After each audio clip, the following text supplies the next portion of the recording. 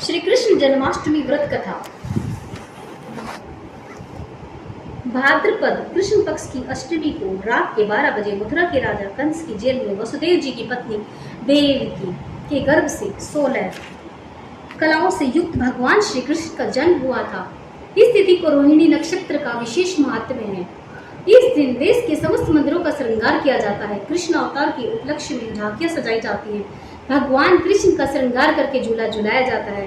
स्त्री पुरुष रात के 12 बजे तक व्रत रखते हैं और रात को 12 बजे शंख और घंटों की आवाज से श्री कृष्ण के जन्म की खबर चारों दिशाओं में गूंज उठती है। भगवान कृष्ण की आरती उतारी जाती है और प्रसाद का वितरण किया जाता है। प्रसाद ग्रहण कर व्रत को खोला जाता है।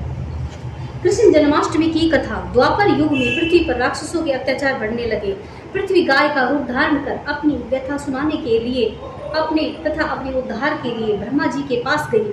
ब्रह्मा जी सब देवताओं को साथ लेकर पृथ्वी को विष्णु के पास क्षीर सागर में ले गए। उस समय भगवान विष्णु अनंत शैया पर शयन कर रहे थे। स्तुति करने पर भगवान की निद्रा भंग हो गई। भगवान ने ब्रह्मा एवं सब देवताओं को देखकर उनके आने का कारण पूछा तो पृथ्वी बोली, भगवान मैं पाप के बोझ से दबी जा रही हूँ, मेरा उद्धार कीजिए। यह सुनकर विष्णु बोले, मैं ब्रजमंडल में वसुदेव की पत्नी देवकी के गर्भ से जन्म दूंगा। तुम सब देवतागण ब्रज भूमि में जाकर यादव वंश में अपना शरीर धारण करो। इतना कहकर भगवान अंतर ध्यान हो गए। इसके पश्चात देवता ब्रजमंडल में आकर यदुकुल में नंद यशोदा तथा गोप गोपियों के रूप में पैदा हुए। द्वापर युग के अंत में मथुरा में उग्रसेन राजा राज्य करते थे। उग्रसेन के पुत्र का नाम कंस था। कंस ने उग्रसेन को बलपूर्वक सिंहासन से उतारकर जेल में डाल दिया और स्वयं राजा बन गया। कंस की बहन देवकी का विवाह यादव कुल में वसुदेव के साथ निश्चित हो गया।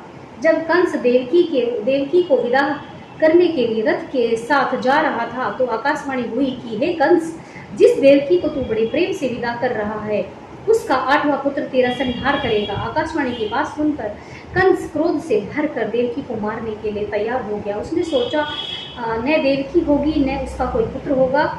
वसुदेव जी ने कंस को समझाया कि तुम्हें देवकी से तो कोई भय नहीं, देवकी की 8वीं संतान से तुम्हें भय है, इसलिए मैं इसकी 8वीं संतान को तुम्हें सौंप दूंगा और तुम्हारी समझ में जो आए उसके साथ वैसा ही व्यवहार करना। कंस ने वसुदेव जी की बात स्वीकार कर ली और वसुदेव और देवकी को कारागार में बंद कर दिया। तत्काल नारद जी वहां आ पहुंचे और कंस से बोले कि यह कैसे पता चलेगा कि 8वां गर्भ कौन सा है, गिनती प्रथम से या अंतिम गर्भ से शुरू होगी। कंस ने नारद जी के परामर्श पर देवकी के गर्भ से उत्पन्न होने वाले समस्त बालकों को मारने का निश्चय कर लिया।